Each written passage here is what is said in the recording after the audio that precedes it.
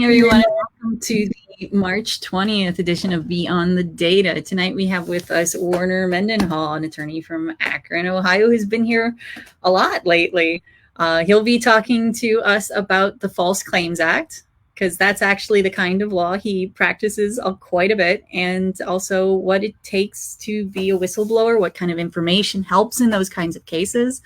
Yeah, so we'll get into that here in a second. First, we've got advertisements. Of course, on Friday, both of us were in Toledo for this event, which was a whole lot of fun. It was definitely an interesting night.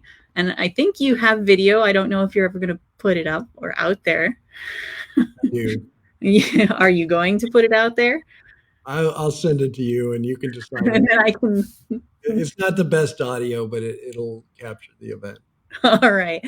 But the next thing coming up that I am aware of, at least, is the April Showers Freedom Reigns event down in Cincinnati, Ohio. This is, again, a fundraiser for the University of Cincinnati case that Warner is litigating for the vaccine mandates for college students. And of course, this is important for students all over the state, because we need these cases to go through so that precedent can be set, because we know they're coming back with it in the fall.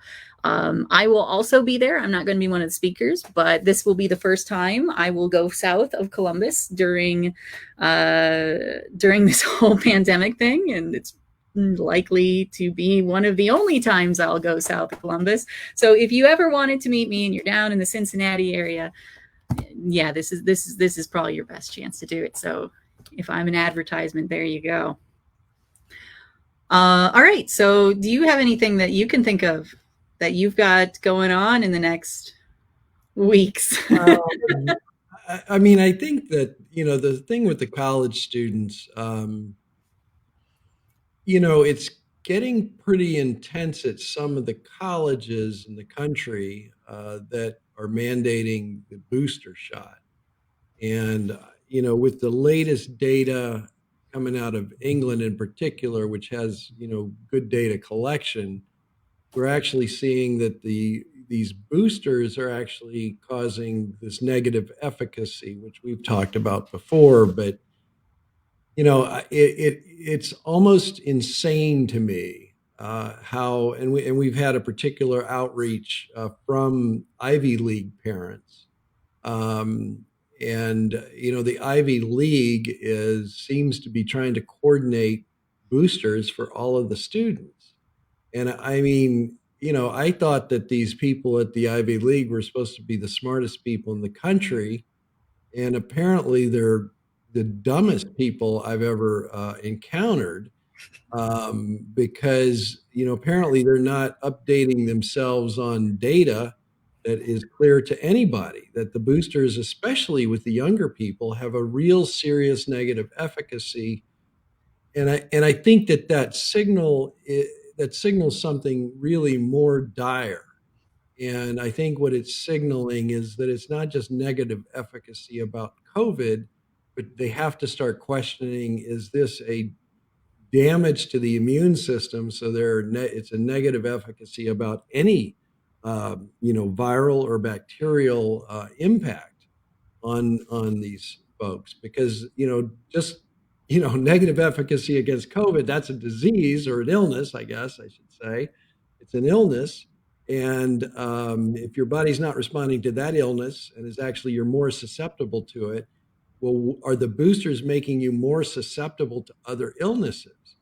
So I don't know. I mean, it's just, you and I have talked about this before. How can intelligent people continue to go along with this program, especially at this late date, especially with the data that's coming forward? And we're seeing so much more than that. And everything goes to the complete failure of the injection program. Absolutely complete at this point. So if that isn't obvious in your own life too, I mean, I just, I have, I think all of us are like this. We have, friends who refuse to take the injection. And of course, other friends and family that did take the injection. And I mean, I can tell you, frankly, all of the people who took the injection that I kind of know had this Omicron variant over the last several months. So, I mean, isn't that just clear in your day-to-day life? And I think with the mendacity that we're getting out of the CDC and the mendacity out of Fauci, I mean, I think we're going to have to, just use some common sense observational techniques, in terms of making decisions for our own lives. I mean, look around, uh, determine for yourself what's happening. And then, the other data that has come out is that the death rate in the English data, 90% of the dead have gotten the shot.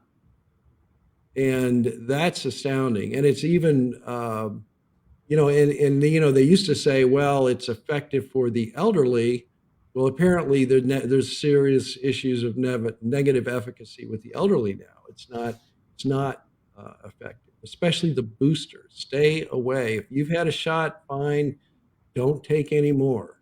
It's just, it's clearly having an impact on people's immune systems, and it's clearly not efficacious against whatever current strains are running around our population.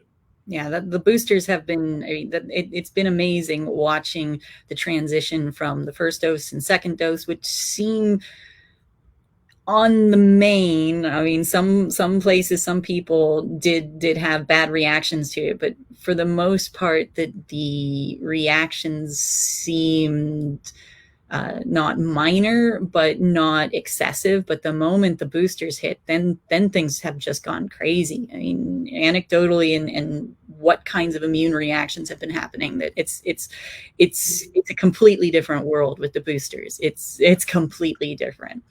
One thing I wanted to say about the Ivy League schools, having attended one of those, this doesn't surprise me at all. Not even remotely. It's a crazy world in the Ivy Leagues. It's not about thinking for yourself. I mean, I left the Ivy Leagues because it's so nonsensical. I mean, common sense is generally considered not something that you should have. You should just do what you're told. Do not think. Follow whatever the narrative is, and keep your head down. Do what you're told, or else you'll get kicked out, and you'll never have a highly successful career in all the connections of having graduated from an Ivy League school. So I mean, this whole thing where the Ivy Leagues are working together to act in the same manner so that they don't trade students, this is, I just, yeah, this makes perfect sense to me. And not looking at the data, yep, this makes perfect sense to me. They have their theory and they're sticking to it, and that's, yep, And we've seen it in Ohio with that interuniversity council, the coordination, so that our state schools are literally doing, all of them are kind of in lockstep, to use that well-known term. They're acting in lockstep so that there's no relief valve for the students. I surprisingly, University of Akron has not been as strict as some of the others. I think that's because they've had a challenging time with enrollment. That they felt if they went any tougher, kids would exit their institution. So University of Akron's had its problems, but just so the parents know, they've been actually more reasonable, probably just because they have no choice. But whatever gets you to reasonable, I'm happy to accept it, and I'm glad that we have had a little less trouble here. It's just a few blocks from my office. So anyway, I just still don't. What I can't get over, and we do have, parents are organizing in the Ivies, but I just can't get over. It's many of these kids at these Ivy colleges are coming from very elite families, and I've got to give props to the Stanford students, and there's probably groups going on at other Ivy League schools, but I think they've got almost 2,500 kids out of 14,000 that have signed a petition now against the boosters, which are supposed to be, they're all supposed to be boosted by the end of March, or they're going to get kicked out. So, it is growing. Our kids are waking up. They're stepping up. But and parents are stepping up, and obviously they've reached out to me. But again, that's sort of surprising too, because these parents are in Ivy League circles. They've got Harvard Law, Stanford Law lawyers that, where are these guys and gals? I mean, come on, guys, wake up. Why? I'm sure in their circles they've got very well trained attorneys, and here we are leading the fight in Ohio, and you know, uh, they're reaching out to us in Ohio to assist a little bit. So we're happy to do everything we can. But come on, you Ivy League attorneys, you're absent right now, as far as I can see. So Well, I'd just like to say yes, 100%. As from being in that situation, yes, this is exactly what is going on in those Ivy League situations. You cannot admit that you are wrong, not ever, because you are too smart to be wrong. And then here's a question for you, Warner. You can toot your own horn there.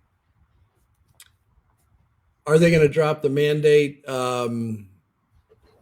Yeah, I mean, I believe, I believe that they will drop the mandates. Look, I've said this before too. I mean, everything that's happened is really, really out there. It's not, they really, even though they're doing this, and everybody's got to look to this authority, the authority of the schools, the authority of state government, the authority of health departments, the authority of federal government. They're violating the US Constitution and our state of Ohio Constitution. And they're violating our laws. They're violating our FDA laws, our federal regulations, our state regulations, our state laws. And, you know, our, it's to me, and that's kind of what, caused me to react to all of this. It's just friggin' obvious. It isn't even a reach that they're violating the law. And yet they proceed forward with this cloak of authority. It's not, there's no basis for the authority they claim. And that's our whole effort, is to get brain power back in. It's just raw power. It is not based in everything we built up to now. So in terms of the legal structures, it's outside of the legal structure. The one, I've talked about this before, but the OSHA mandates are supposed to be about workplace issues. So if you're exposed to benzene at the workplace, not about something that's generalizable. Even the CMS mandate, which did get through the Supreme Court, I was unhappy with that argument a little bit, because initially the CMS, when Medicare and Medicaid were founded back in the 60s, there was not supposed to be interference between a patient and doctor. It was about this individual, doctor-patient relationship. And this is a clear interference in that. So I think even under CMS, and if I had been arguing that at the Supreme Court, I would have gone back to those founding documents for Medicare and Medicaid. And then with the federal contractor mandate, that was based on procurement. Well, procurement is about purchasing. It's not about work safety or anything else. And then everybody points to the Massachusetts decision, the Jacobson decision. Well, first of all, that was a state law, not federal. States have typically had some quarantine powers. Secondly, it was about a vaccination, which was an immunizing vaccination, which we don't have here. This is a genetic therapy.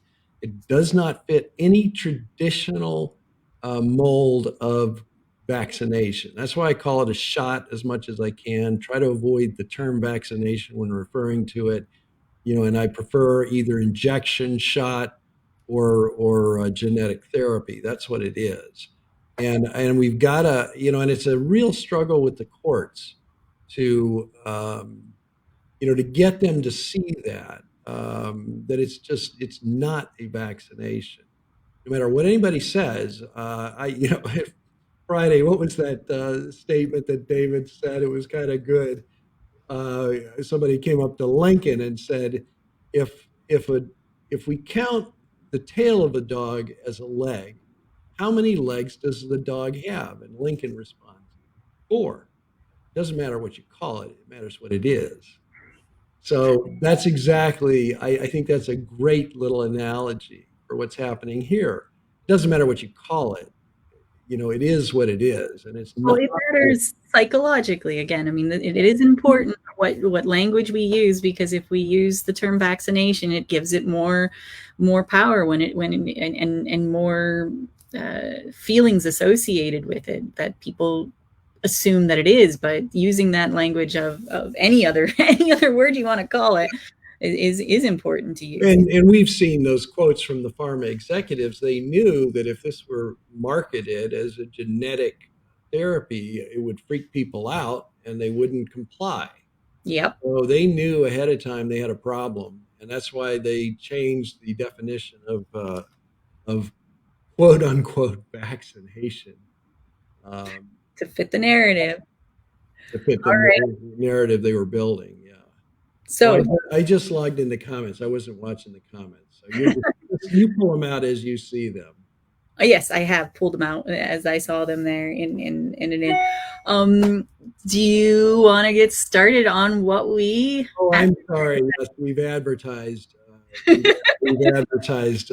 whistleblowing.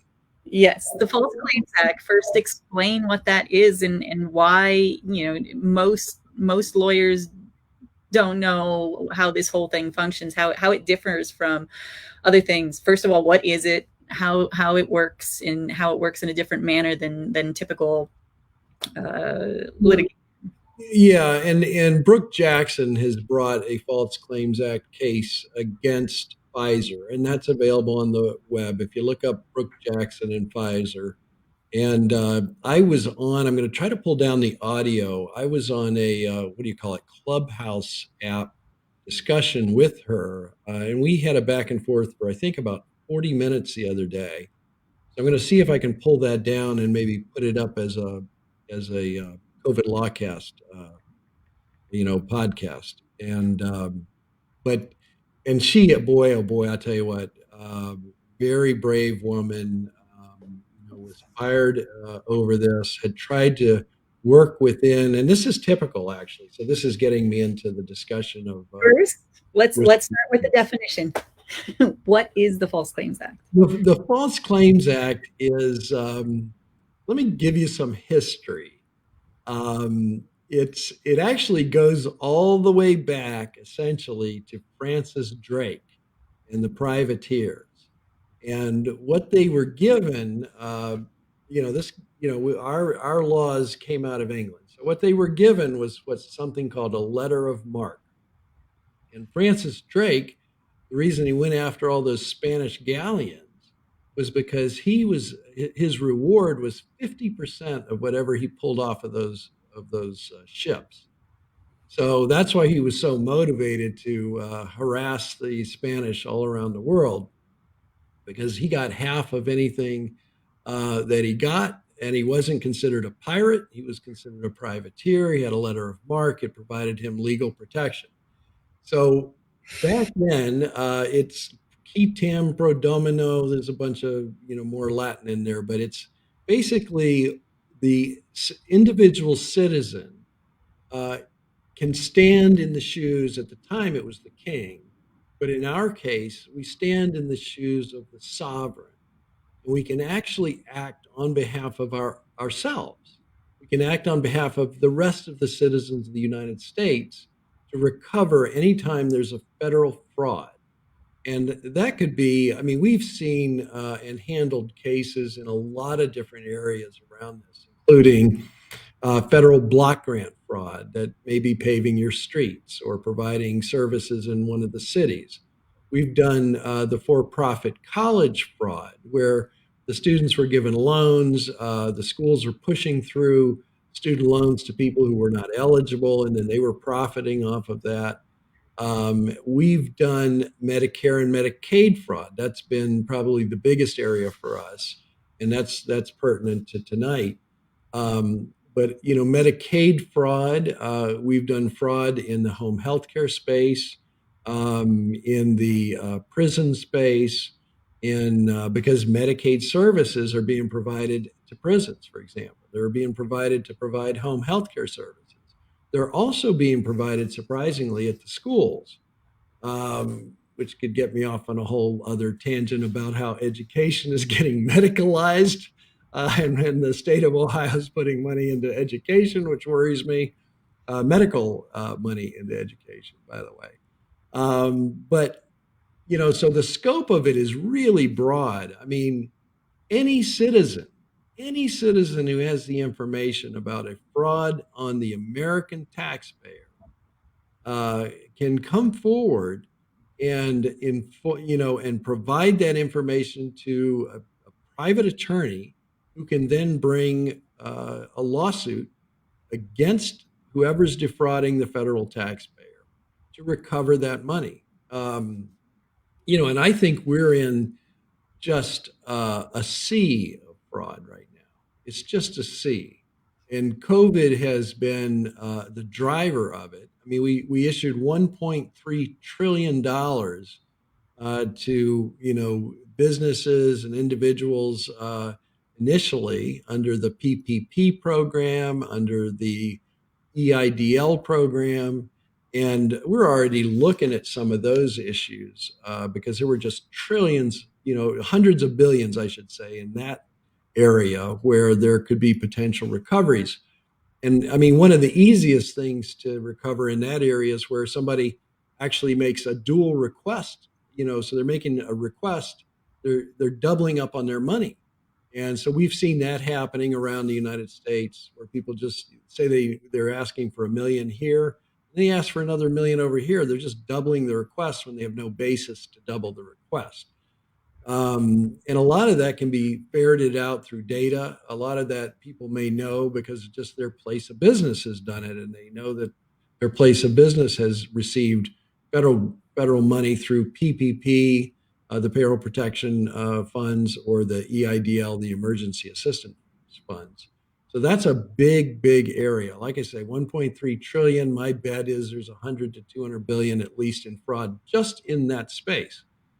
Then you move over to the medical fraud that's occurring. Oh my God, trillions of dollars have been spent on the medical side. So that's probably even more fraud, probably again in the hundreds of billions of dollars. And I think that there are all kinds of things that are happening there. I mean, it's just everything that you can imagine that is happening in the medical fraud, in our medical space.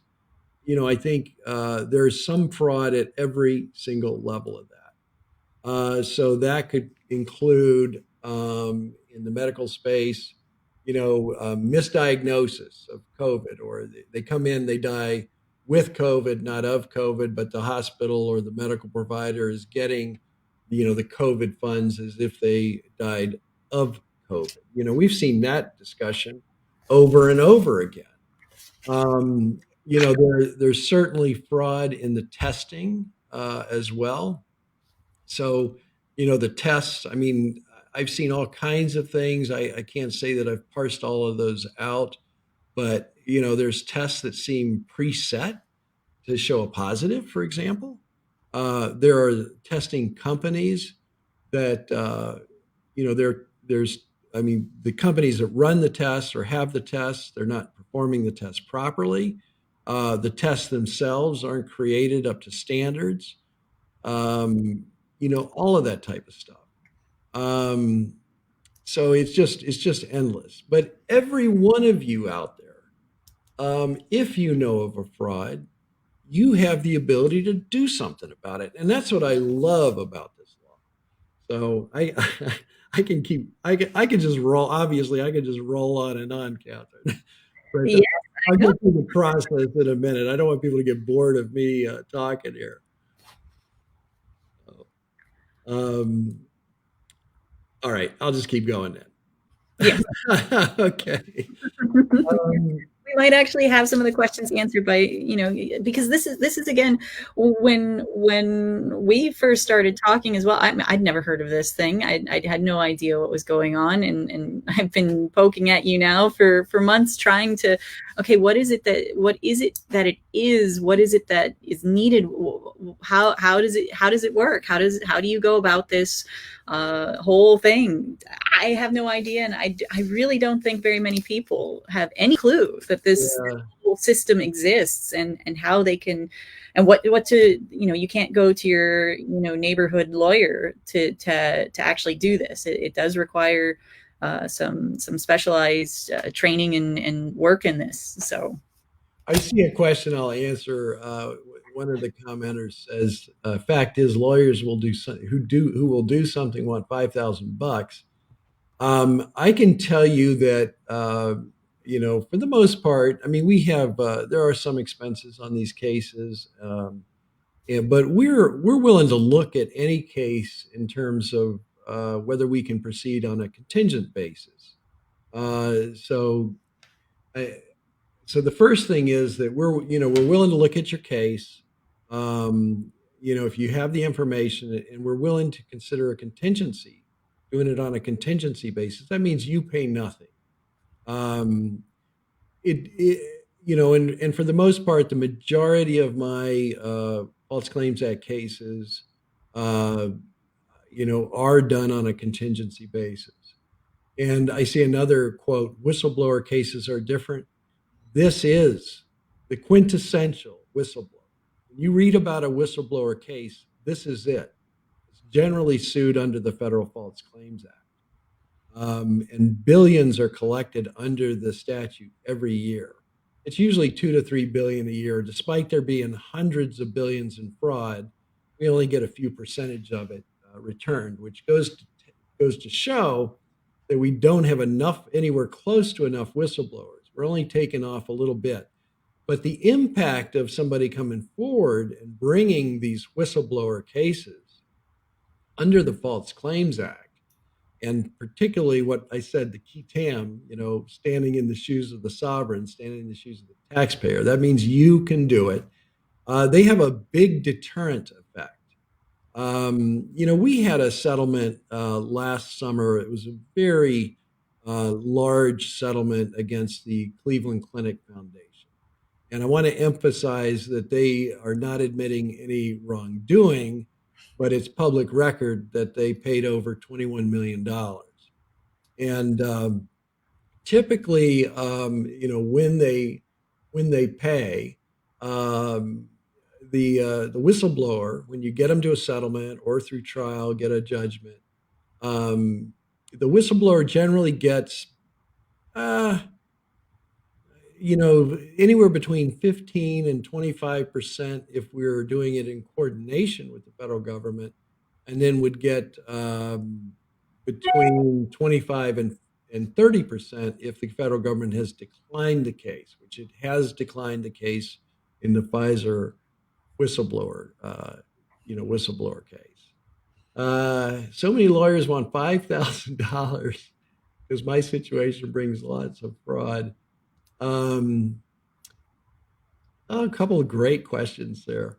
Um, you know, if the cases are there are some hurdles on these cases, and they each have to be evaluated very carefully, um, and you know they're not all going to be viable. I mean, it is a very tough litigation process. So they're not all going to be viable, and certainly we tell many people that they don't quite have a viable case. There's a lot of things to go through, which I'll go through in a minute, um, to determine viability. So that I know that's disappointing to people who have brought stuff forward that they just know it's fraud, but we have to prove it. and we have very high standards in order to prove it. I'm going to answer a couple of quick questions. One is, do I consider Snowden to be a whistleblower? I'll tell you the answer to that, or a traitor. So that's a great question, and the answer is I consider him to be a whistleblower. And the reason is, again, our federal government violated the law in collecting the personal data of Americans. And the extent of that data collection was in direct violation. Somebody should have been charged criminally under the statute for that. And this whole program started a long time ago, and I was, very concerned about it at the time. And, we had a whistleblower also who stepped forward who really pointed out, where the data was actually being collected from. He was, I think he was an AT&T employee in San Francisco.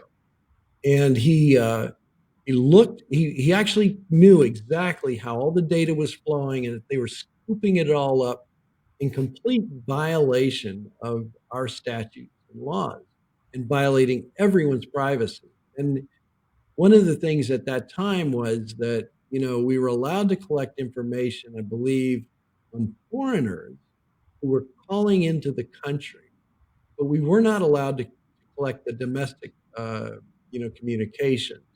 And we now know that essentially the NSA, they've built a facility. I believe it's in Iowa or Idaho or wherever, but they have a huge facility where they're just scooping up every single thing.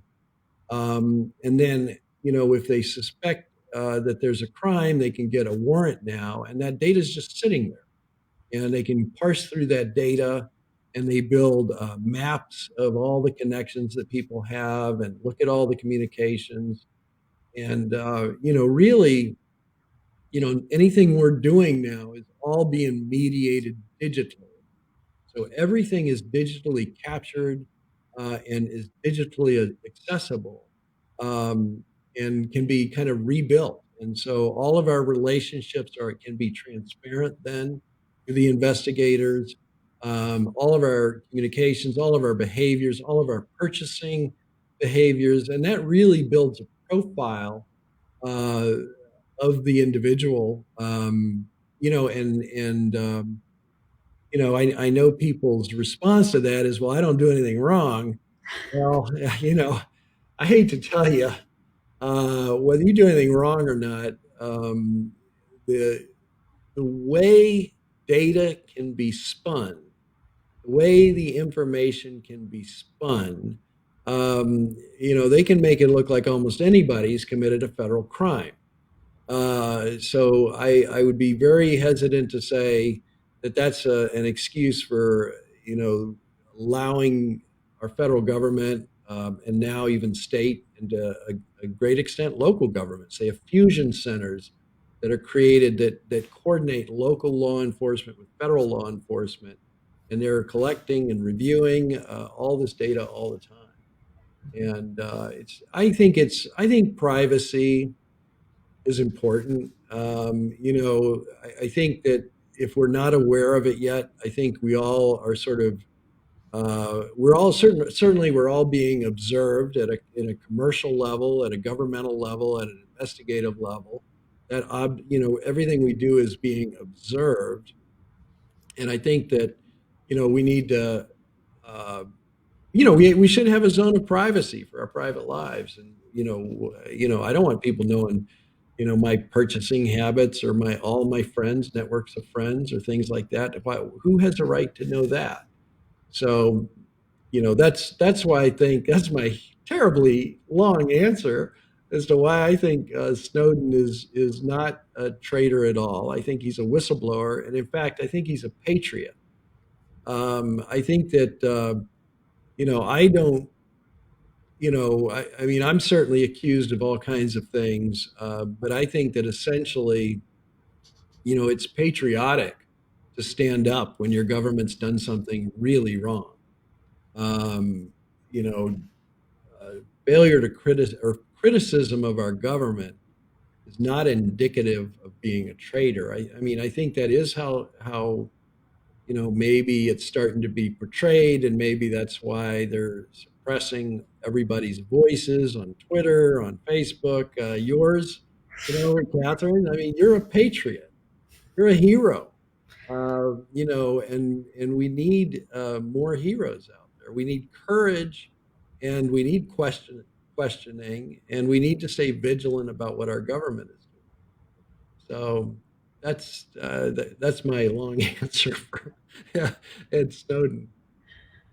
So, do you want to get into exactly what makes a good False Claims Act case? And if you could talk about what are the things that usually are the problems with cases that just aren't quite there?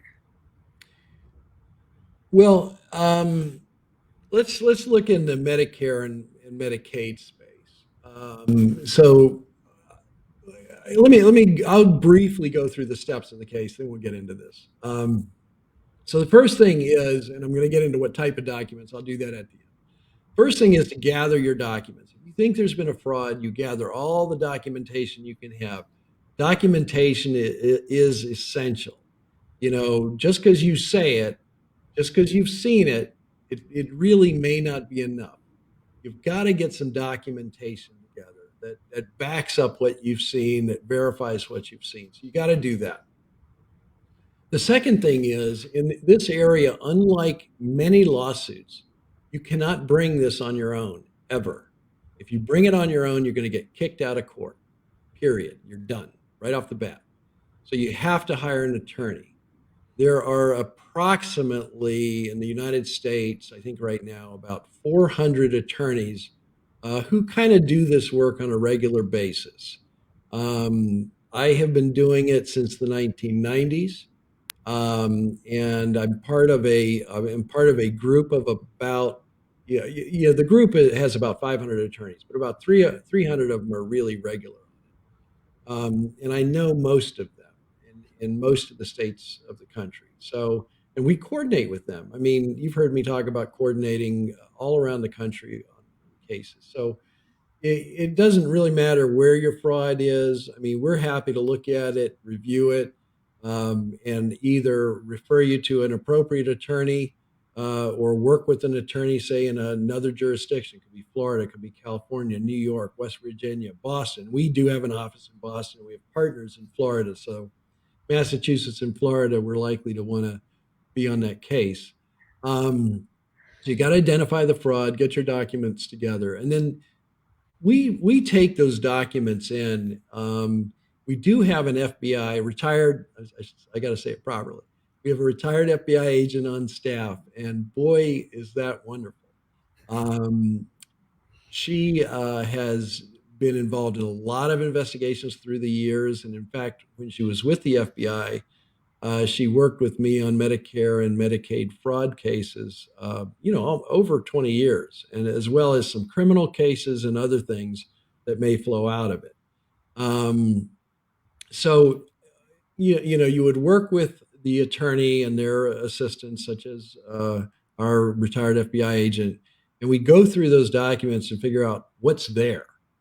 And then we do what's called an initial disclosure to the federal government. This is basically statutorily required. And it's all, it's none of this is public, but we do an initial disclosure. And generally, I've got a complaint that I'm either drafting or pretty close to filing. Usually within weeks of that initial disclosure, we file the complaint, and we file the complaint under seal. It's sealed so that the federal government will have an opportunity to assign investigators. And we've worked with Navy investigators, Office of Inspector General investigators, FBI, obviously. OIG, by the way, has law enforcement authority at the federal level. They can be armed. They've got badges. And each agency of the federal government has these Office of Inspector General agents that are assigned to it to ferret out fraud that's occurring, within that agency's budget. And then, of course, naval investigation and Defense Department investigators as well. So we get that complaint drafted, and we turn over the complaint with something called a confidential disclosure statement.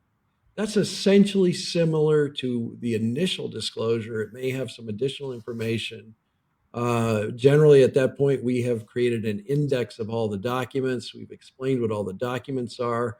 We've created a chronology of what the key events are, and we've created a kind of a cast of characters, I call it. So we've identified this cast of characters, and we're already doing background investigations on most of that cast of characters. So we're going to know, we're going to be able to tell the feds, their addresses, phone numbers, emails, everything we can learn about that cast of characters, which is quite extensive at this point, what you can get and submit, because we want the investigators to be able to get out there quickly and interview witnesses, and we don't want to have them wasting their time trying to find somebody. So we try to get all of that work done ahead of time, and it's filed under seal. Now, under the statute, it's supposed to stay under seal for just 60 days, but that is rarely the case. The Cleveland Clinic case stayed under seal for 6 years. We filed at the end of 2015, and it got revealed and settled in the summer of 2021. So, yeah, these are remarkably long range cases. Most of my cases go at least several years under seal. And then at that point, after it's been under seal for a while and the federal government has done its investigation, and a lot of times they've issued what are called civil investigative demands on the defendant. They'll raid offices, they'll get records, computers, whatever, and then they review that, and then they have a determination to make at that point. They decide whether they're going to intervene in the case or not, and that's really a key decision point. In the Cleveland Clinic case, they chose to intervene. That means they actually step in and kind of step ahead of me in terms of representing the federal taxpayer. And in the Cleveland Clinic case, they actually stepped ahead of us and began a negotiation with the Cleveland Clinic about what they had discovered in those documents and after this multi-year investigation. And Cleveland Clinic, after discussing it with them, decided they would rather pay than litigate, and ended up paying the $21 million. So I would say that's a very successful outcome. I'm going to warn people that that's a bit of most of the cases die. Unfortunately, I would say we probably are successful about, in terms of getting to settlement or some award for our clients, probably about a third of the time. I would say the national statistics, it's probably about a sixth of the time, 15%. So 15% is what you can expect, on your complaint and the investigation actually succeeding. It's about that level. So the next thing is, if the federal government does not intervene, what happens? And I think you remember what I said earlier. Your reward as a whistleblower goes up, but you are on your own with your attorneys to carry out the case. At that point, it depends on the case what we do. Right now, most of the time recently, we've just proceeded to litigate. So we have a case against one of the companies up at NASA Glenn. We have a case. It's Wolf Creek Services. They're a federal services company, and they had a contract, and we believe that they were defrauding federal government and brought that complaint. And we're currently on appeal on that complaint at the Sixth Circuit Court of Appeals, but we decided to proceed on that. Another one that we decided to proceed on was a case against Walgreens drugstore.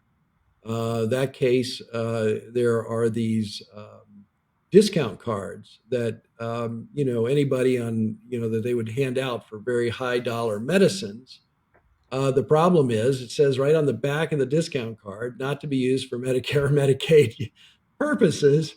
And yet, we allege in our complaint that Walgreens was on a routine basis accepting these discount cards on these medicines. And even though it said right on the back, they're not to be used for that because they want people to be going through the federal program and they want to track what's being purchased, and they also are concerned about what the companies use those discount cards for is to shift people over to the high dollar medicines, which ultimately ends up costing the taxpayer a great deal more money.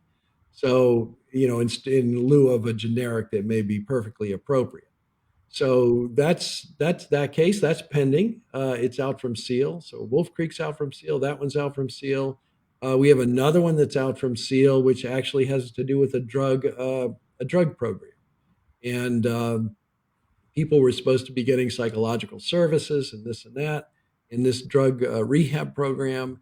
We determined, our client was like, they have all these bills for me attending the counseling sessions, yet I wasn't there.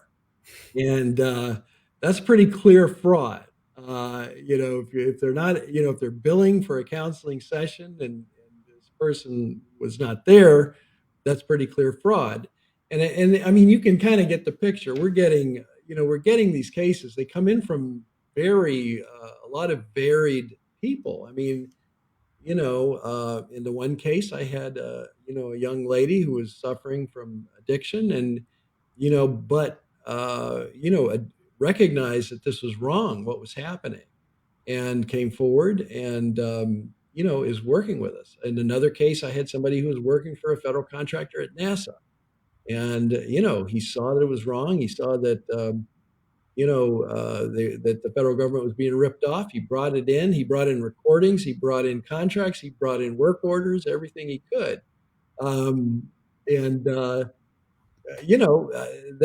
came in. In the Cleveland Clinic case, we actually had the compliance officer came forward, and she had worked for years internally trying to fix the mess, and then came forward to us and said, "Look, I've tried to fix it. I've gone up the chain of command. I've done everything I can. They're just not fixing it."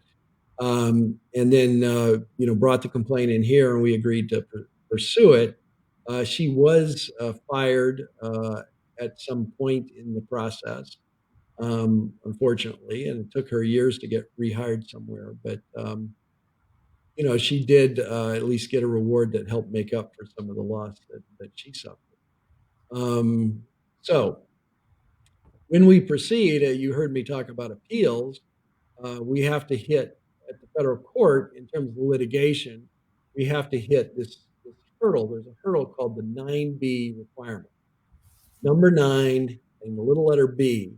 What that means when you're bringing something, somebody said the drug rehab industry. Oh, we're in there. That patient brokering that you're talking about, we're on it. I've got a case. I can't talk about it beyond to say that we've got it. It's under seal, but we're very aware of that patient brokering, and it is rampant. There's a lot of patient brokering, not just in the drug rehab space. There's patient brokering everywhere. So, between doctors and hospitals, all the referring issues, things like that. Anyway, where was I? Well, I'm sorry, I got distracted by the comments. 9B requirement. Oh, 9B. Okay, yes. So the first thing that we're always hit with, and I've argued this many times, we're hit with what's called particularity. And I actually have a case we've asked the U.S. Supreme Court to take it up on appeal. It's the U.S. ex rel. Owsley versus Fozzie.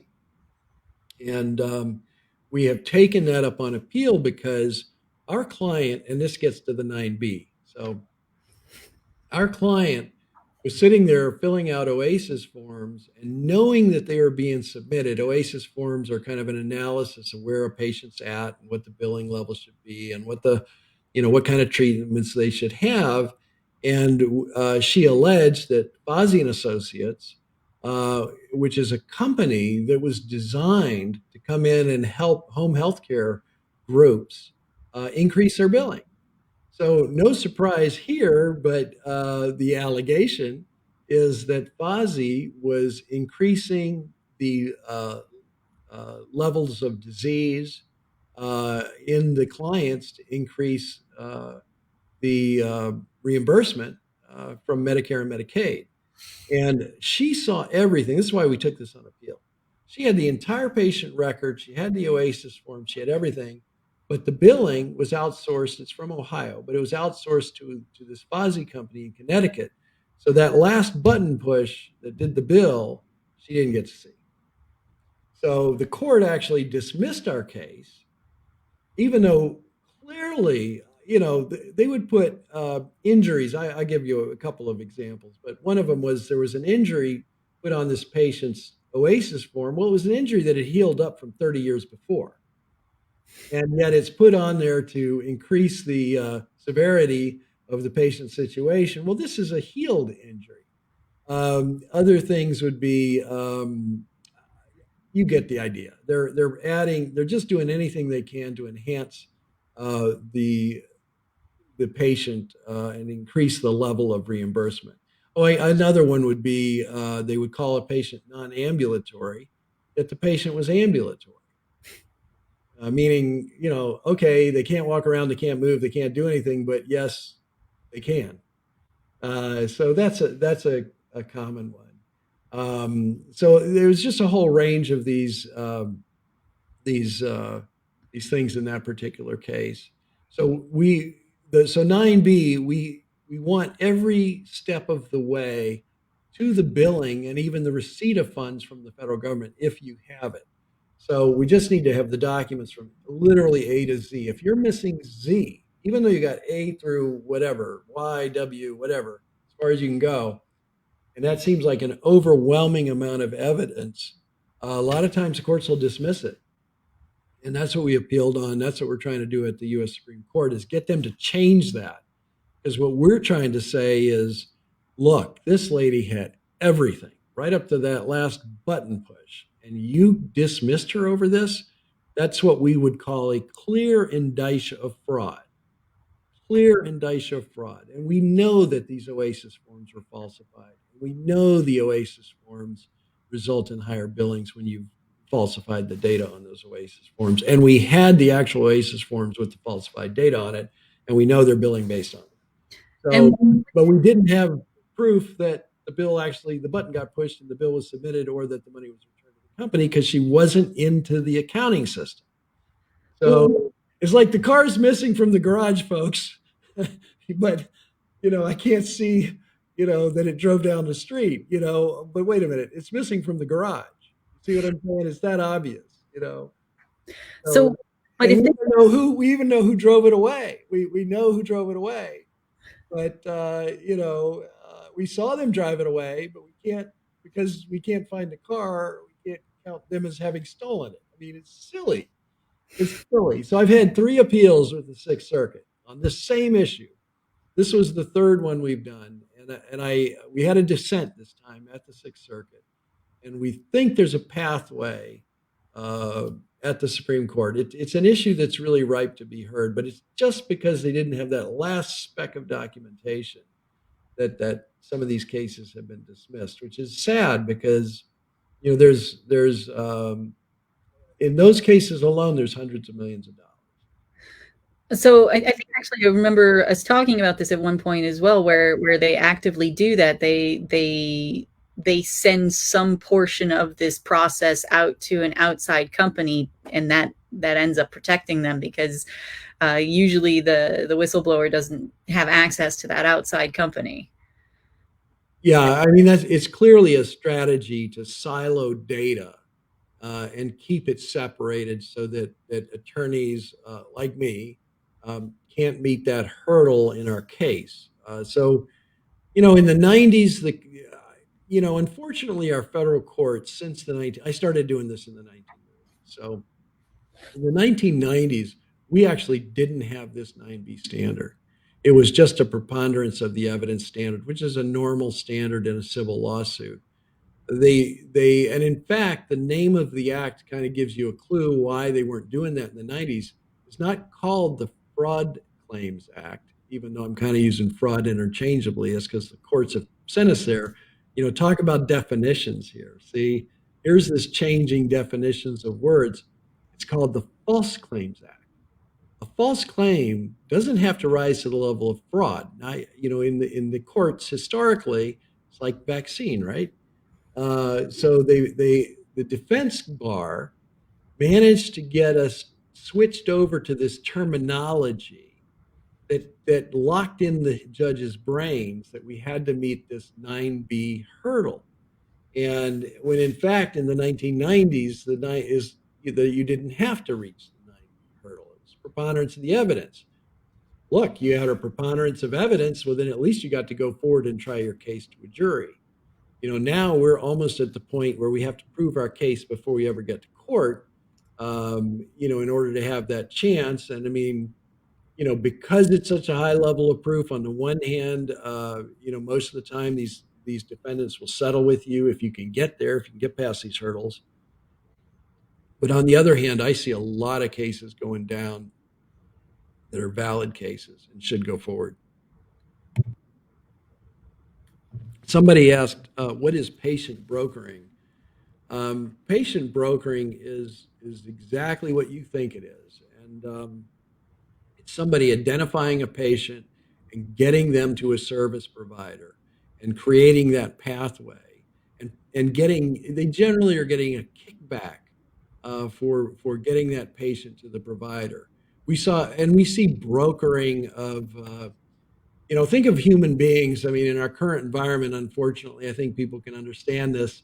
We're essentially becoming commodities to be mined and colonized at this point.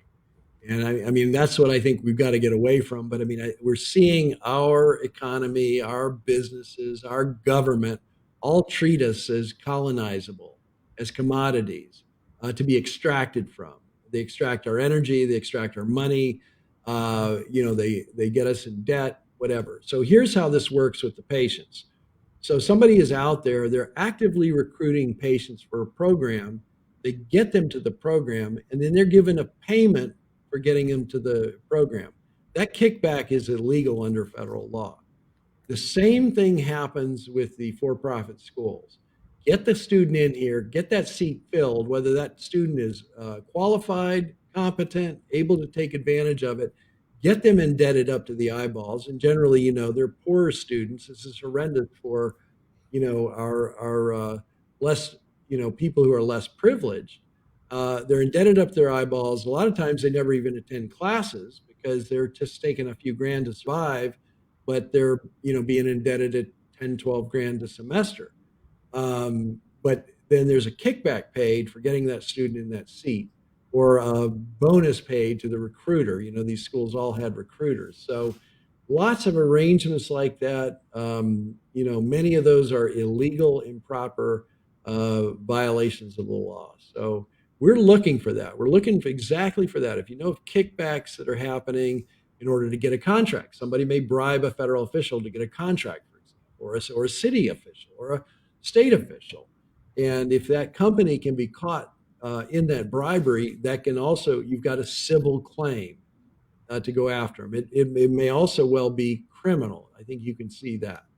So, and we, in fact, we've had criminal convictions come out of our civil cases that we brought because we bring it forward. They recognize there's criminality in the process as well. And so it has resulted in some criminal convictions.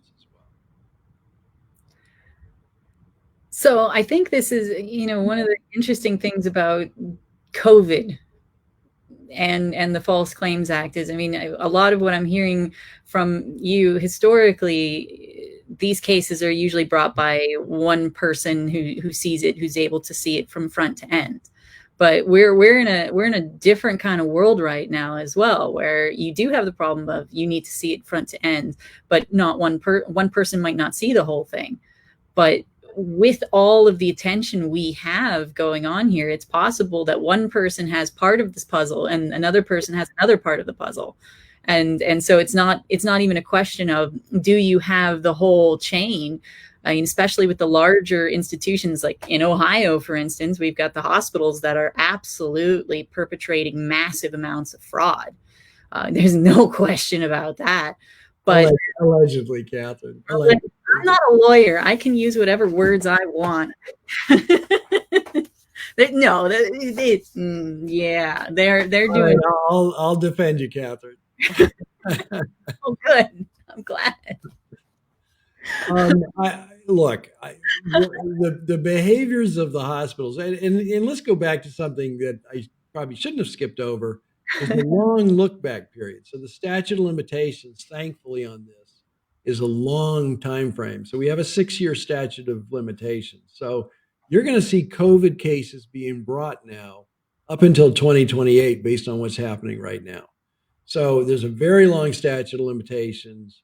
Um, so and it'll take us a while, to get everything together and properly formatted anyway. I mean, we can spend sometimes 6 months to a year preparing the case because, like I said, we kind of have to walk through the courtroom door with a proven case. So it isn't like a normal case where you bring it in and in a month or so they've filed the case. Ain't happening. We're going to really, really dig in and research it. It's going to be a very long process. I'm sure my clients would say the same. They're probably surprised by how long it takes, but it really takes a long time to get it right.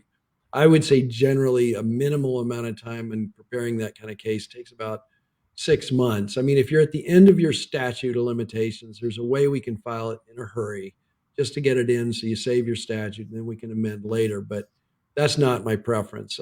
We want to seriously, dig in, investigate, do everything we can do before we file that case. Just be prepared for that as well. It's very different. But Well, yeah, six-year statute of limitations. So it's a very long statute of limitations. And they remind me to talk about people who are whistleblowers that are on the job at the fraudsters' place of business. all right. You had a question. It will just again I personally get messages from people all the time, sending me information from their different corners. And I mean, so many of those pieces, I wouldn't be surprised if you'd be able to construct something out of it from the multiple positions. So it's not even really that if you only see part of it, that might be possible in the COVID world specifically. Well, I think that's right. I mean, we've done that as well. So, and I think you're exactly right. I think that this, maybe we got people, if people could team up and kind of dig for the fraud with their various, areas of knowledge and bring that together, we might be able to stitch a whole out of it. So, we've brought many cases under kind of I'll give you just a quick example in that kind of situation. So often we'll create some kind of corporate entity or LLC, and the various people who are contributing to the case then are members of that LLC, and that helps. It helps to keep their identities somewhat hidden. I mean, your identities, all if a case is successful, your identity is going to be revealed at some point, most likely.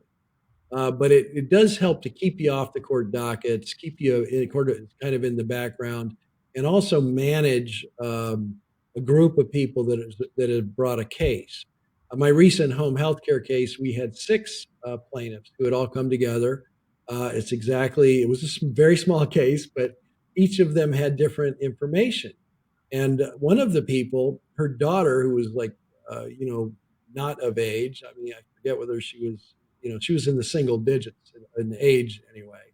She was listed as an employee and on the payroll. So they actually had ghost employees, or this wasn't a ghost in this point, but fake, employees that were not, getting paid, but were on the payroll. And the payroll checks were being cashed by one of the managers. So her daughter ended up making all this money supposedly as a home healthcare worker. She was, I don't know, 5 or 6 years old, and yet the manager was cashing all her checks. So they literally set up these slots and paid people who were probably, I think they were mostly real people, but some were employees had long since left. One was this young lady in the single digits of age, and that's how they were defrauding Medicaid in that case, acting like, oh, all these services have been provided. And the guy was betting on the elderly people that he was serving to not report to fraud. And frankly, they didn't for years.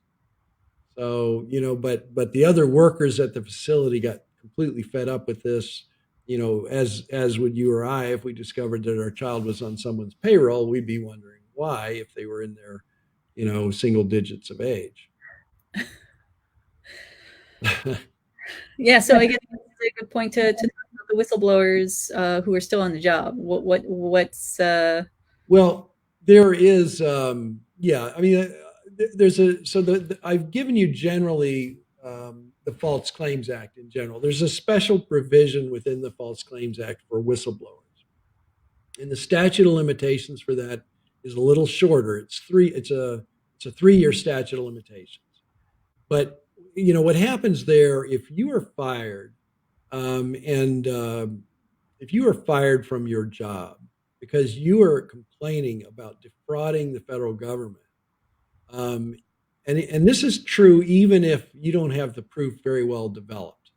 But if you've been very clear in terms of your emails and your complaints to management that you're concerned about the company committing federal fraud under the False Claims Act, those are kind of your key magic words. Get that in an email somewhere. And if you're fired after you are revealing that fraud or trying to fix it with your management, as a lot of people do, man, oh man, I mean, most people have a real loyalty to their companies and they try to fix it internally first. I mean, that's almost, that's most of my whistleblowers did something to try to fix it internally first. They're very connected to their companies. They care a lot about those companies usually. They feel like it cannot be purposeful or the goal of the company. And they do everything they can to get it to the right people within the company. But what we find out a lot of times is no, fraud is actually the business model that the company is sort of set up in a way to commit these kind of frauds, to gain market share, to gain advantage in the market.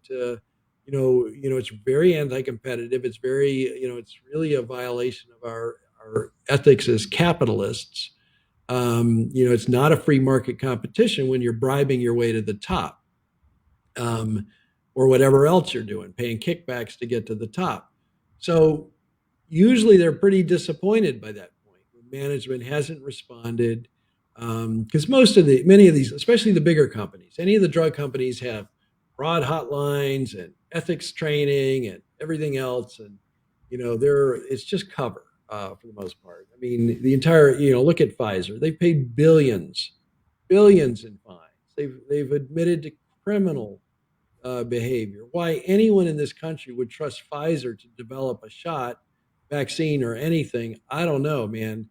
I'd want to check and double check their work, and they're not letting us do it. They're keeping all those documents. They wanted to have 75 years to release the documents. Well, that was the FDA. To be clear, that was not even Pfizer that was trying to drag it out 75 years. That was the government. Yeah, well, we know what regulatory capture is, where government and regulators are basically owned by the industry they regulate. That's what's going on there. But so where was I? So anyway, yeah, like I said, most people are working within their companies. They think the company's a good company, and sometimes they are. Sometimes it's just somebody has gone a little rogue, but many times it's the business model of fraud. I mean, that's specifically why the company was set up. I'm not going to name any of those companies because I'd get sued for defamation. But I will name Pfizer because Pfizer's a repeat offender, as are many other pharma companies. If you Look in that pharma space, man, oh man, it's just billions of dollars has been paid in fines and criminal penalties and other things. Banking is similar. We've seen billions of dollars paid in fines and penalties in the banking sector. So these are huge sectors of our economy that have been hit under the False Claims Act. The whole mortgage fraud thing came down under the False Claims Act. But anyway, so you're working at one of these companies. Their business model is fraud. You've tried to fix it internally. You can't do it because it's just how the company's set up. And you And use the words federal fraud and False Claims Act. yeah, try to use the words federal fraud and False Claims Act in your emails in terms of your effort to try to correct it. Um, and you're going to get fired probably. If you do that, you're probably going to get fired. That happens to the most companies don't respond appropriately. Only an ethical company would respond appropriately and say to that person, "Hey, come on in. We got to fix this." And that happens so rarely. I'm not saying it doesn't happen, but it really is so rare. It's ridiculous. I mean, it makes me wonder about our entire economy. It just seems like we're become a grifter economy instead of a productive economy, just stealing from each other back and forth. But anyway, that's a little editorial comment. um, but anyway, so you've done that. You have a very strong claim. And by the way, there's no 9B issue. You are now back to the normal test of evidence. You're not having to get to that heightened standard of 9B. If you wait, so what's the difference of 9B is it 9B, you have to plead with particularity. That means every element of what happened: who, what, when, why, how, where was it paid, how did they get paid, did it get paid, all those questions. If it just has to be plausible, which is the case with the firing, if you've got a little bit of mention in some emails about that you're violating the False Claims Act, you're behaving unethically, you're committing a fraud, and then you're fired shortly after that, you've got a plausible claim that we can bring to court. And what you get in that case, those cases, if you bring it with a False Claims Act, that claim in your case will be under seal and you'll be stuck dealing with that seal. If you don't have enough for a False Claims Act case, but you did get fired for blowing the whistle, trying to blow the whistle, that case can be brought right away. And your damages you deserve, and the statute is written so you get double back pay, and you get attorney fees on it as well. So your attorney fees, whatever you've spent, is reimbursed. And I mean, real frankly, many of those whistleblowers who've lost their jobs have a limited ability to pay their attorneys. So we often, collect our fees at the end of the case on that. And the statute has that built in. Your attorney is paid for if you win that case. So we evaluate those cases on that basis. Generally in that case,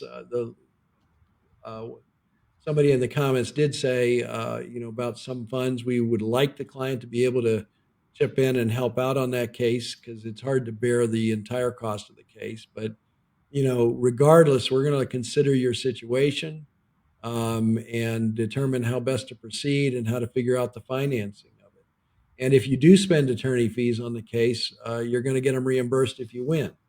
I think that's another thing. I mean, we evaluate these cases very carefully. And I'm going to tell you up front whether I think you got a winner or not, because I don't want somebody spending money or wasting time on something that is not viable. So I'll determine viability, and it's just my opinion. We also, if we turn somebody down, we always recommend they go get a second opinion, just like you would with a doctor.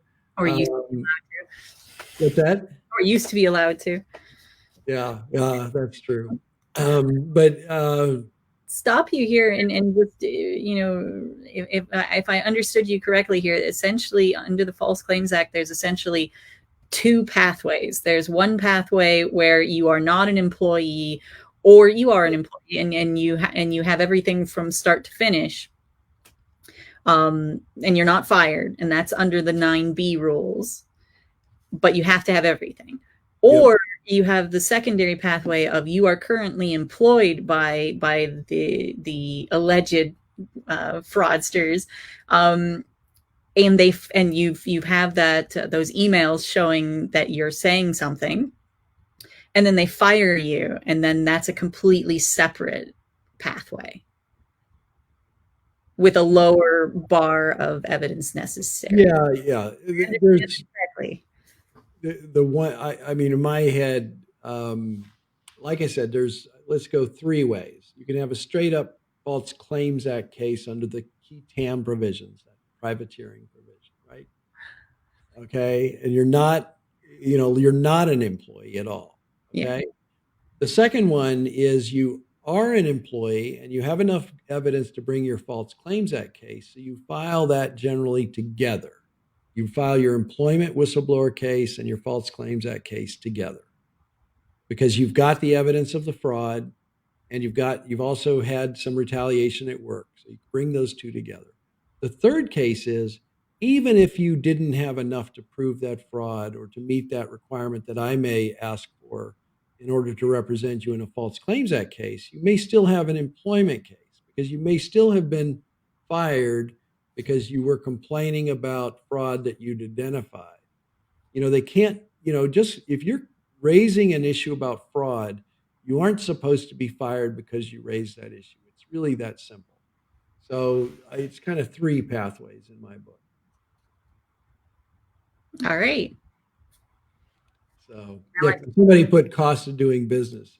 I do think that's what the pharma companies, I forget how much they've paid out. I think it's like $80 billion over the years.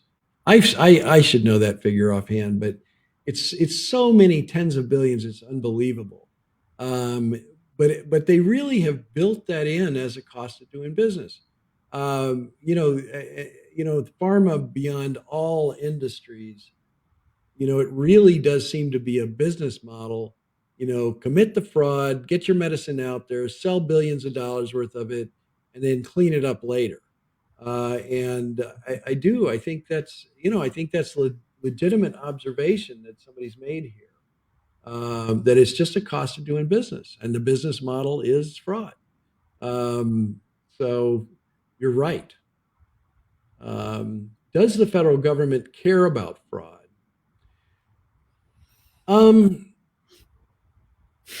That's a good question because I've struggled with my own government here quite a bit. I, I want to say this. I want to say this.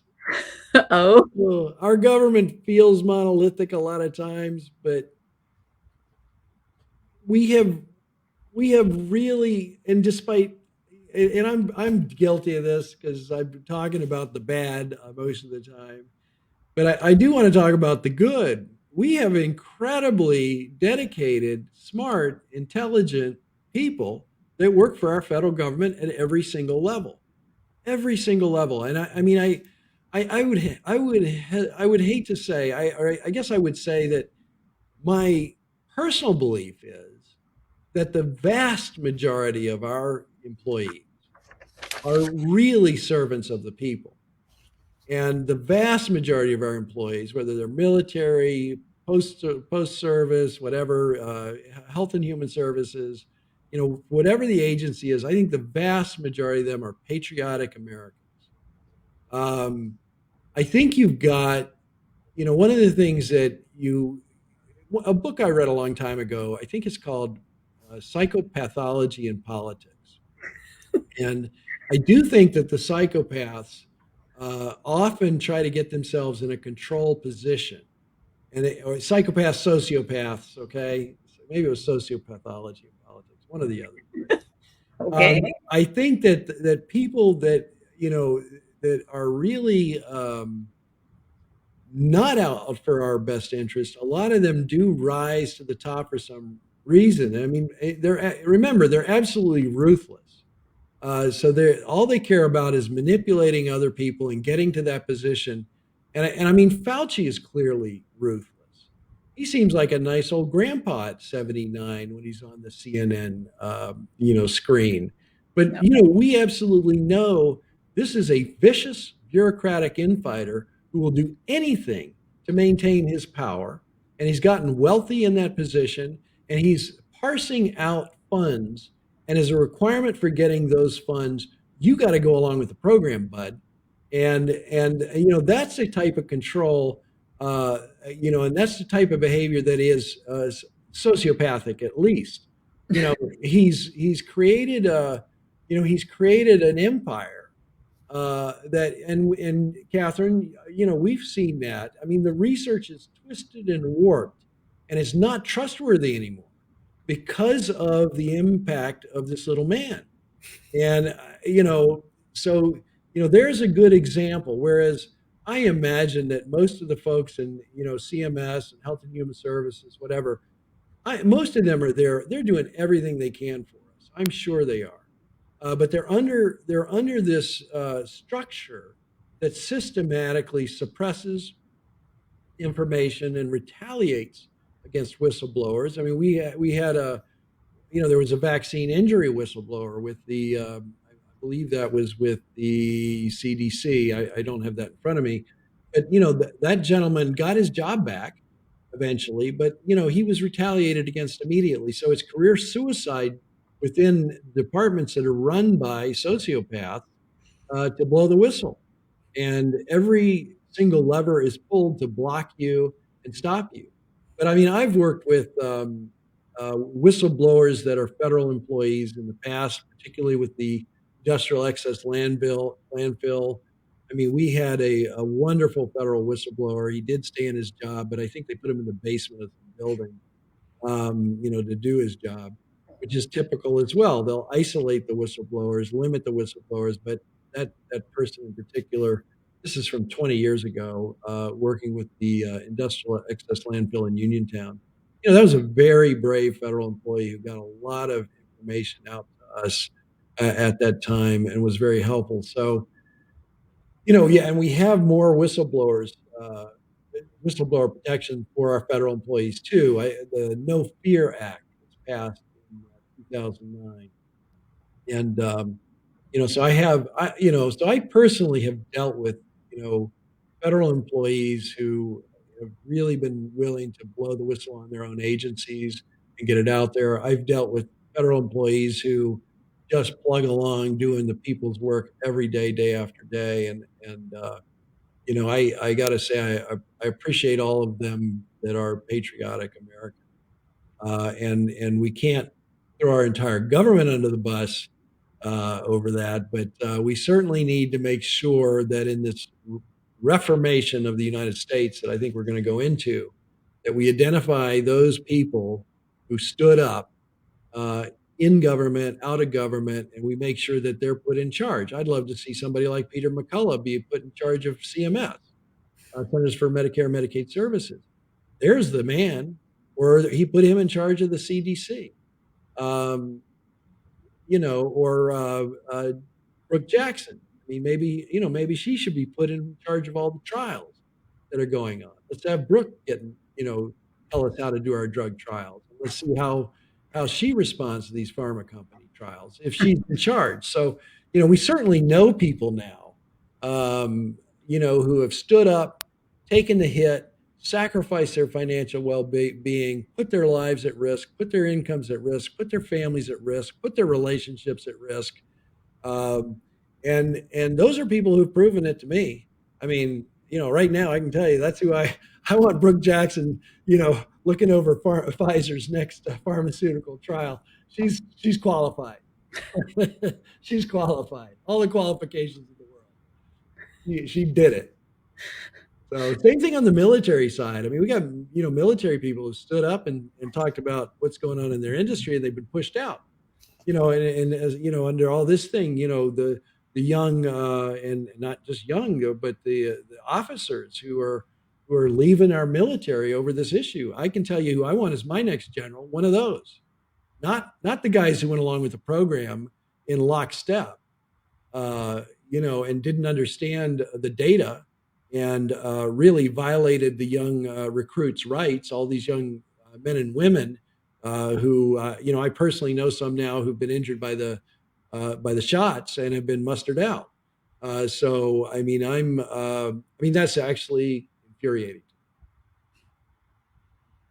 It's absolutely infuriating. These patriotic young Americans who went to the Marines or the Army or the Air Force, you know, they're in their 20s, they've got the shot, they're now injured, and guess what? They're out. And I'll tell you what, I think there's problems with the VA benefits and everything else with those kids. And, you know, damn it, we need to make sure that whatever happened to them with that shot, they're covered the rest of their lives. And frankly, if the universities injure some of these students over these shots, and we know there's going to be a lot of injuries there with these boosters coming up, if they're enforced, you know, those universities need to be taking care of whatever the medical needs of of those children. And the same thing is true, young adults, I should say. And the same thing is true of these employers. You know, you mandated this damn thing. You better be prepared to take care of these people. So, which they're not. I mean, they'll be completely overwhelmed by the medical costs. But think how overwhelming it is for these families. It's going to be devastating and bankrupting to the families. So, anyway, I think I got through most of this. So anyway, like I said, just a recap. You know, if you have a successful case under the False Claims Act, if the government's intervened, you get between 15% and 25% of the payout. If the government has not intervened and you've proceeded privately, you get between 25 and 30% of the payout. There are a lot of caveats in here. I can go on and on about them. I mean, one of the problems, and I'm looking to see what happens with Brooke Jackson's case in particular, the federal government, and this is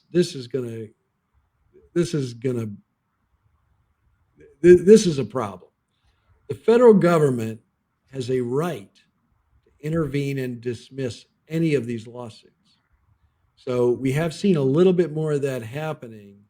Um, and the tests for it right now are very low in the courts. So they won't even give you much of a hearing about it if the federal government says your lawsuit, we're going to intervene and it must be dismissed. So I'm really curious if they do that. It's an extreme move on their part, but they've done it. I've seen it happening a little more often if they do that on Brooke Jackson's Pfizer case or if they let it roll without any interference. So there is that ability to interfere. That's a real negative. Congress needs to fix the law, and they need to at least prove by more likely than not that that case would fail before it should be dismissed. So I would, and also they should be required to turn over any of their investigative documents to the people who the whistleblowers. So there's some things that are, you know, there's some problems out there. That's one of them. That's a pretty big one when we're looking at massive fraud within our government. I mean, when it's the FDA that's You know, foot dragging, when they're part of the fraud. that's why I'm watching this Brooke Jackson case. If they Uh, step in and dismiss this, I'm going to be pissed. And I'll tell you what. But we need to see how the courts respond to that. I mean, if they do dismiss it, then we know that we need to change it politically, which we can do. We can alter that part of the law that gives them that dismissal power. So you know, I'm you know how I litigate anyway. I just you know whatever the answer is, I may not like the answer, but whatever it is, then that puts me in another direction. So um, I, you know, that's why I'm interested in Brooke's case. You know, in that sense, I'm interested in her case generally. I offered to help in any way I could the other night as well. But yeah, I mean, I think that's true with all of our litigation, and you've seen this happen already in the process. It's not that you win everything, but first of all, the brave people who stand up to blow the whistle or to fight the universities or to fight their employer, I mean, it really has a huge impact and changes behavior all over the place. And then even if you lose a hearing or lose a case, so much happens in that process. You know, you could have a huge victory, but it doesn't look like a victory because, oh, your case was dismissed. Well, What if that changed all the policies at the university? Or what if that made the university be more careful or more respectful or whatever else? So these cases and just the mere fact of standing up, first of all, has a huge impact. And I think you'd agree with me on that, Catherine. Yep. I mean, I don't know how many cases you never brought that worked. Well, that's true too. Yeah. Just preparing the cases and getting ready has a huge impact sometimes. So, yeah, I mean, we've won all kinds of things in the sense that people back down before the case was brought. So, all of this stuff's really important. And then if you lose a case, all that does to me is say, well, okay, well that channel's closed. What other channels are open? Well, And what channels can be changed, or what channel needs to be created? So, it's just it's sort of a reality testing at all times, and I it forces you to be reality based. That's all. This is the reality. Okay, next. one thing to put in there, I don't think you mentioned it. You kind of halfway did about if your case is unsuccessful, if it never gets out from under the seal, you will never. If you are an employed whistleblower and you're still employed, that information stays secret. Yes, or no? They'll know who you are either way. Well, I'll tell you that I can get into that more specifically here. But one of the reasons that we have created and done some of this litigation through an LLC is that, let's say we've made a determination that all we can really do is get your case filed, file it, and then once it becomes unsealed, then the only thing on the docket is an LLC, not your name. So, I have that situation right now. I can tell you, the LLC is sitting there in the docket. Now, what that does, I'll give you a story. I got to tell a story. So, I had a case, and my client literally said, if it gets unsealed and they haven't intervened, the federal government, that is, if they're not going to intervene, I don't want to proceed. Right? And I'm like, well, we better do an LLC. So when it gets unsealed, just the LLC sitting on there, they'll never know who you are. That's how I would protect somebody. What happened though was different. And it's kind of interesting because after the time went by, it had been under seal for about 3 years. When it came unsealed, I'd actually said to the U.S. attorney, if you're not intervening, we're going to dismiss, we're out of here, just give us approvals. I had to call the U.S. attorney back. My client called me up, still employed by the company, called me up and said, no, Warner, I've changed my mind. I want to get these guys. So I was like, oh, okay, we can do that. It's a good case, I believe. So I said, but you understand at some point your name is going to be revealed. The case has been unsealed actually for about a year now. The reason this person's name has not been revealed is we're fighting the motion to dismiss, so nobody gets any discovery. So that person is sitting at the company still gathering data and has been for now 4 years and is still in place. But again, it's very interesting to me the courage that people show. You know, say you're a primary breadwinner, it's hard to put your entire finances at risk. Though we've been seeing people do that all over the place. With the Corona crisis, and this whistleblower is like, screw it. I believe they're committing fraud. We're going to continue. I don't care if I'm revealed. I don't care if I lose my job. I'm going to take this as far as I can. Period. So what a thing. Well, that's a really happy note to end on, I think. I mean, we've been at it for a while, even though you were a little nervous that you might not be able to fill the time. Oh, good Lord. How did we get to 10 o'clock? I was only going to do an hour. Yeah, I know. We get there because it's you, Warner. Lisa asked a question. Can hospital employees sue their system for damages? I do fundamentally believe that these employers are responsible. I mean, obviously they're responsible through the workers' comp system. I don't know that any of those have been brought yet. I've actually been meaning to call a workers' comp attorney friend of mine He was getting to retire. I'm getting ready to retire. I'm going to urge him not to retire because there's a ton of work that's going to happen in the workers' comp system. But I no, I think the employer is responsible for the damage. Um, I see some things here I don't quite understand. Okay, a couple of one on the military. Um, yeah, I mean, you guys, all of you out there, I mean, my view on the fraud is essentially that everybody knows of a fraud against our federal taxpayers. Somewhere, somehow, some way, you've got a connection, a friend, a family member who knows about it, who's told you about it. Um, you know, if it involves federal dollars or in the state of Ohio, the Medicaid dollars only. And we are trying, by the way, we are going to be working on a whistleblower law for Ohio. We have one, but it's very weak and terrible. We're going to try to do a better one for Ohio. I know some senators are interested in that. So we're gonna try to get one for Ohio and for the Ohio taxpayers specifically. Um, but Somebody said something. I'm not sure where I was going with that. Sorry, I keep getting distracted by the comments. But Yeah, I know what it was. Everybody knows of some federal fraud. I really believe that. It's having some knowledge of the whistleblower process.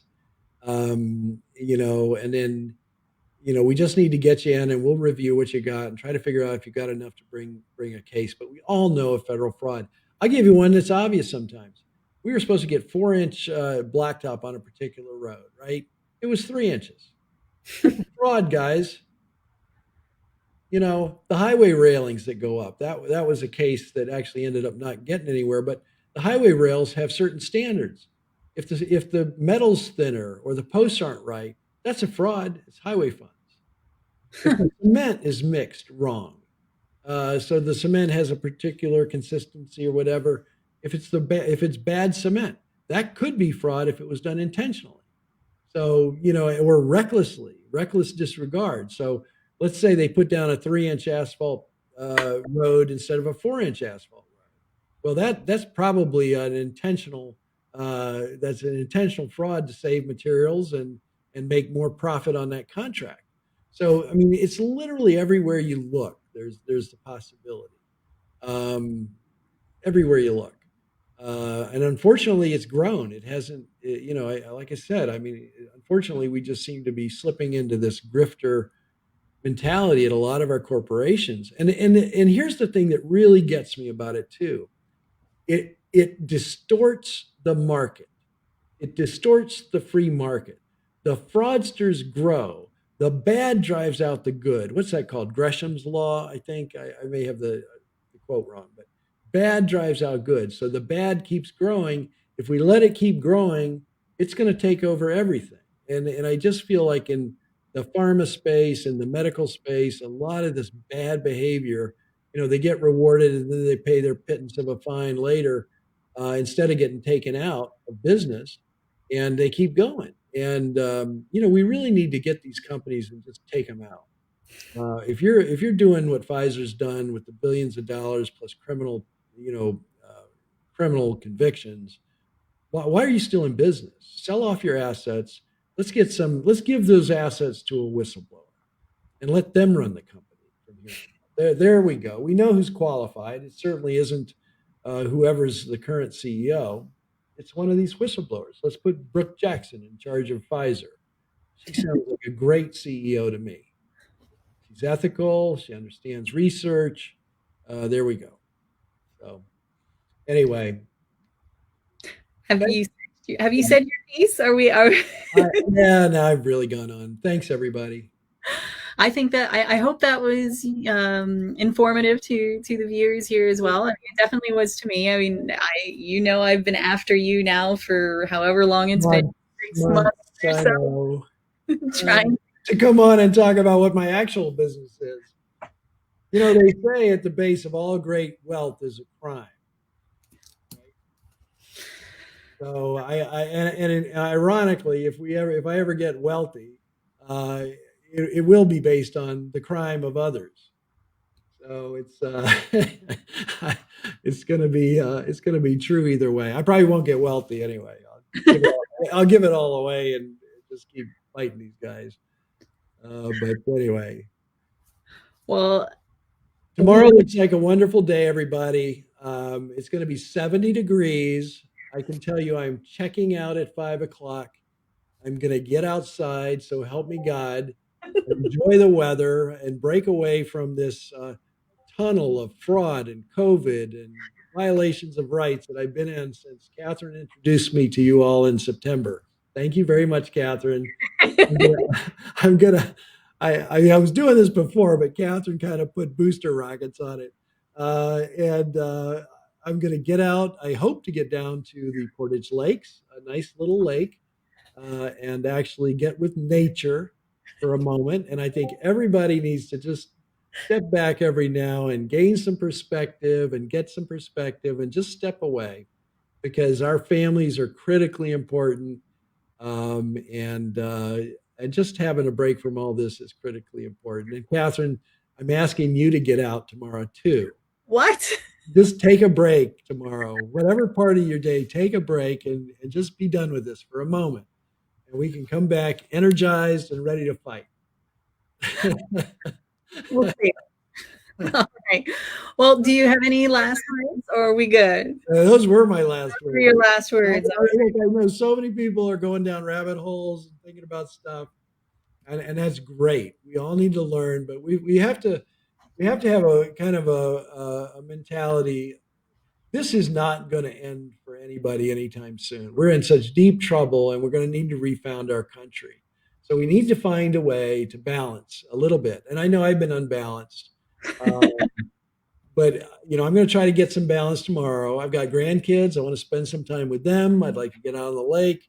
I've got my own kids I got two still at home. And let's just remember that that's critical is taking care of ourselves a little bit so we can live to fight another day and, being with our families and being with our wonderful world. And we can fix this country. I'm not going to stop, but it's always going to need fixing, and we're going to have to stay on this one. This is big. So, but I'll stay with it. I promise. I'm going to wait tomorrow, everybody.